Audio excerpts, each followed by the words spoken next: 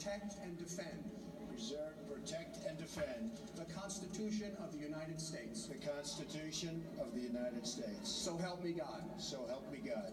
Congratulations, Mr. President.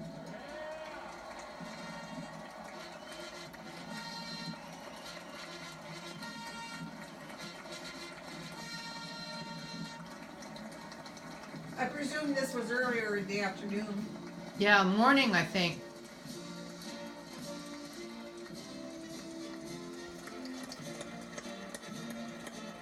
Well, he's fathered some pretty blondes.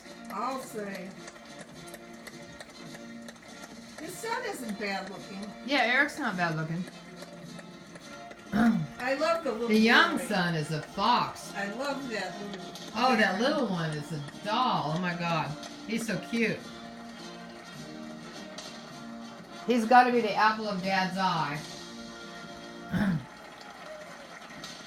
Yep. That would be my guess.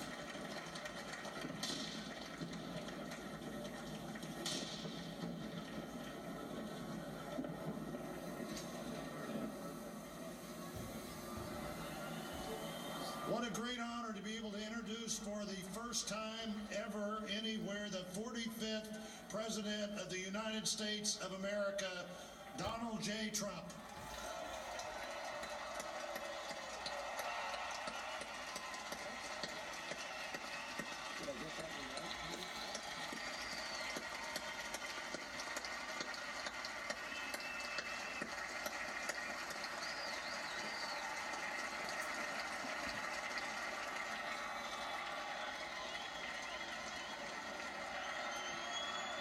Chief Justice Roberts, President Carter, President Clinton, President Bush, President Obama, fellow Americans, and people of the world, thank you. Look at that crowd. We, the citizens of America, are now joined in a great national effort to rebuild our country and restore its promise for all of our people. Together, we will determine the course of America and the world for many, many years to come. We will face challenges. We will confront hardships, but we will get the job done. Every 4 years, we gather on these steps to carry out the orderly and peaceful transfer of power.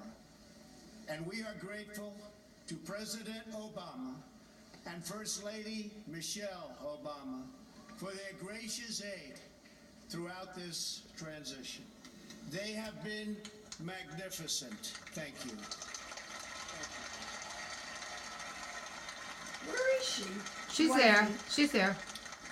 Today's ceremony, however, has very special meaning, because today we are not merely transferring power from one administration to another or from one party to another, but we are transferring power from Washington, D.C. and giving it back to you, the people.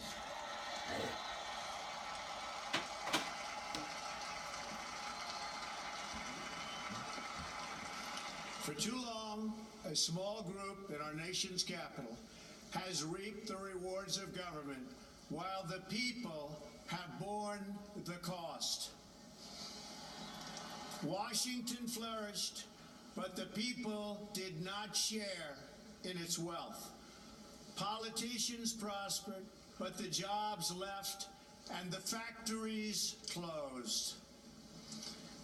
The establishment protected itself, but not the citizens of our country.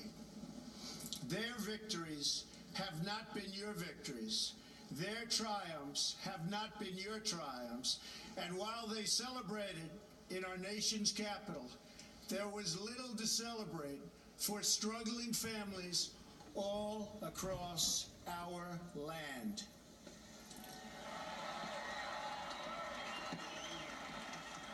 That all changes starting right here and right now, because this moment is your moment. It belongs to you.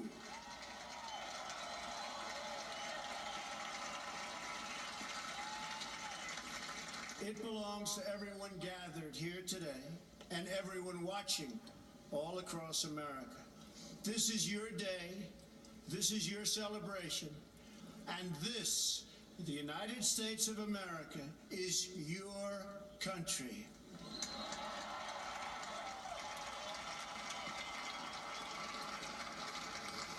What truly matters is not which party controls our government, but whether our government is controlled by the people. January 20th, 2017 will be remembered as the day the people became the rulers of this nation again.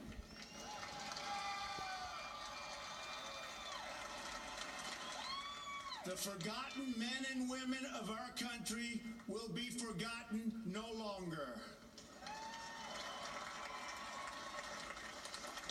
Everyone is listening to you now. You came by the tens of millions to become part of a historic movement, the likes of which the world has never seen before. At the center of this movement is a crucial conviction that a nation exists to serve its citizens.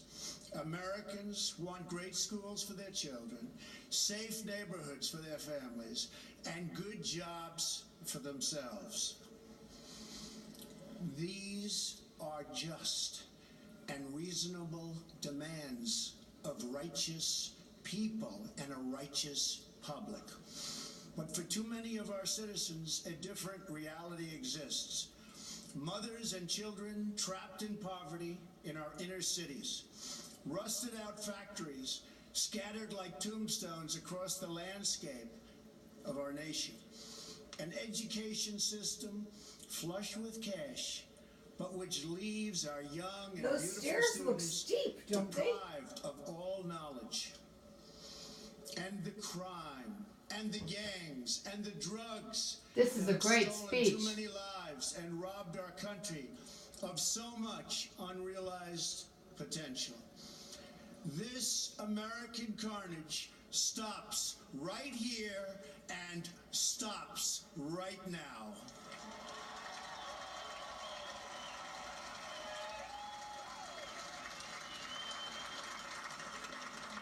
We are one nation, and their pain is our pain. Their dreams are our dreams, and their success will be our success. We share one heart, one home, and one glorious destiny. The oath of office I take today is an oath of allegiance to all Americans.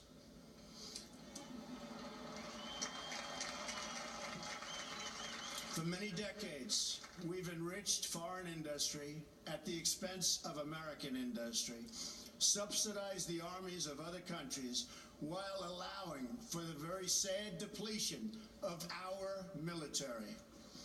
We've defended other nations' borders while refusing to defend our own.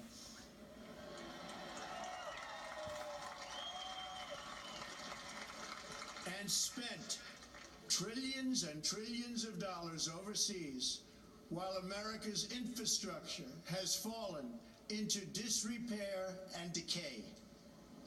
We've made other countries rich while the wealth, strength, and confidence of our country has dissipated over the horizon. One by one, the factories shuttered and left our shores, with not even a thought about the millions and millions of American workers that were left behind. The wealth of our middle class has been ripped from their homes and then redistributed all across the world. But that is the past, and now we are looking only to the future.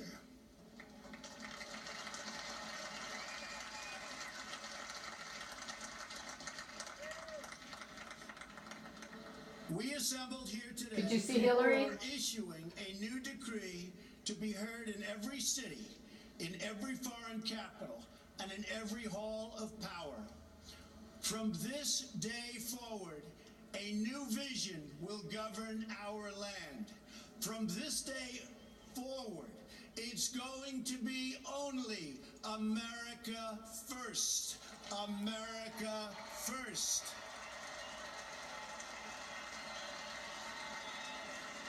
Look at that crowd. Wow. On trade, on taxes. Jim on told me this was a great speech. on He saw foreign it. affairs will be made to benefit American workers and American families. We must protect our borders from the ravages of other countries, making our products, stealing our companies, and destroying our jobs.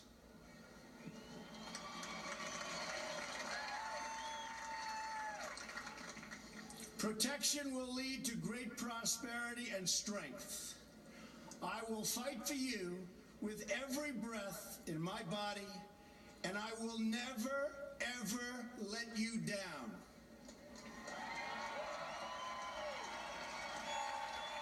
So there. Winning like never before. We need a tough daddy president. We will bring back our jobs. We will bring back our borders. We will bring back our wealth. And we will bring back our dreams. Sweden was praying he would win. A lot of Europe wished he would win. And highways, and bridges, and airports, and tunnels, and railways all across our wonderful nation. We will get our people off of welfare and back to work, rebuilding our country with American hands and American labor.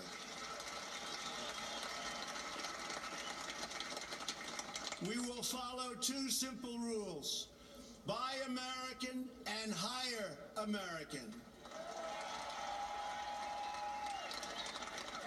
We will seek friendship and goodwill with the nations of the world, but we do so with the understanding that it is the right of all nations to put their own interests first. Amen. We do not seek to impose our way of life on anyone, but rather to let it shine as an example. We will shine for everyone to follow. We will reinforce old alliances and form new ones and unite the civilized world against radical Islamic terrorism, which we will eradicate completely from the face of the earth.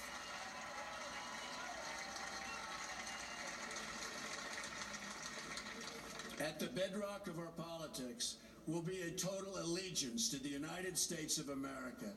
And through our loyalty to our country, we will rediscover our loyalty to each other. When you open your heart to patriotism, there is no room for prejudice.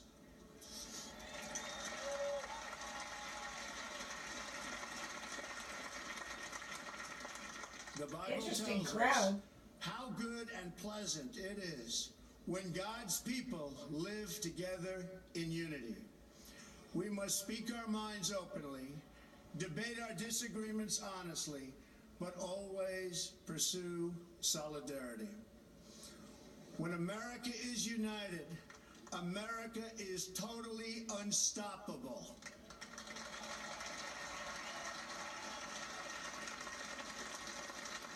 There should be no fear. We are protected, and we will always be protected. We will be protected by the great men and women of our military and law enforcement. And most importantly, we will be protected by God.